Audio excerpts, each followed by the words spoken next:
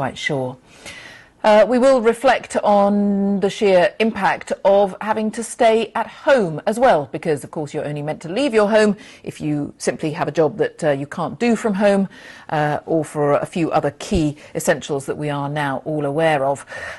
Changing everyone's lives, really, these new rules, and changed in a very short period of time, and we do know that it has left a lot of people feeling scared or anxious. Let's take a few minutes to talk about what we perhaps can all do to try to help come to terms with this and to look after our mental health and not just think about our physical health. Let's talk to Dr. Roberta Babb. She is a registered clinical psychologist. Very good afternoon to you. Thanks for your time. Thank you. It's very, very new experience for an awful lot of us. It's a big topic, I know, but what are the key things that people perhaps can be doing when you're just not used to spending this much time in your home? There's a lot of things people can be doing. And I think the first thing really is to think about our mindset and really think about, why is this happening to us and why am I self-isolating or engaging in physical distancing? It's about reframing this. It's not the fact that we have to stay at home, but we have an opportunity to help others by protecting others by staying home. So really thinking about our mindset and really reframing it is important. So remembering why we're doing it. It's not about us, we're doing this because then everybody benefits.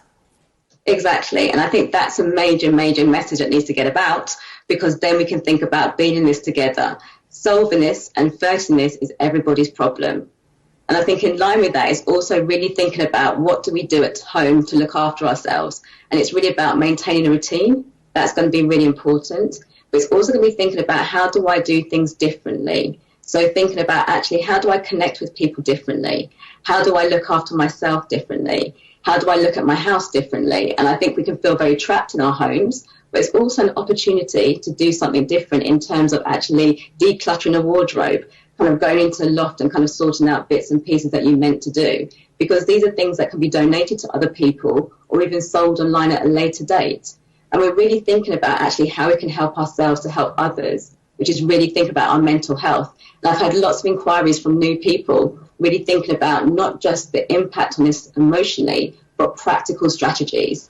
So thinking about the physical health, like you mentioned, but also really thinking about writing, because that can be really helpful, challenging ourselves to learn a new skill, maybe learn a new language, do some creative acting. There's lots of things going online, and there's a load of things we can be doing to look after our mental health. Yes, and I mean, there's a lot of brilliant stuff out there. There's a lot of help, but there are certain caveats to all of this, of course, and there are people who are going to be stuck at home who, frankly, are very, very worried. They've perhaps got no money coming in. They're in the kind of job where they're not being paid. I know we're going to hope to hear more from the government tomorrow about self-employed people who've not had any help so far, but there's many more issues than that. And if you're worried and you think, I don't know how to pay for any food, or perhaps also, do you know what, I can't get out and I don't know how to get any food because my local supermarkets run out of fresh fruit and vegetable. There are people in that position.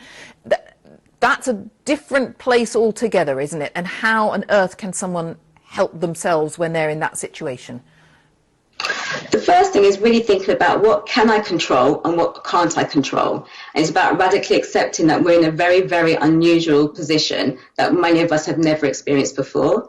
So it's thinking about what information is out there online and remembering I'm not alone. There are other people in a similar situation as I am. So thinking about those sorts of things, and also just seeing how you can connect and get the information that you need to actually help yourself.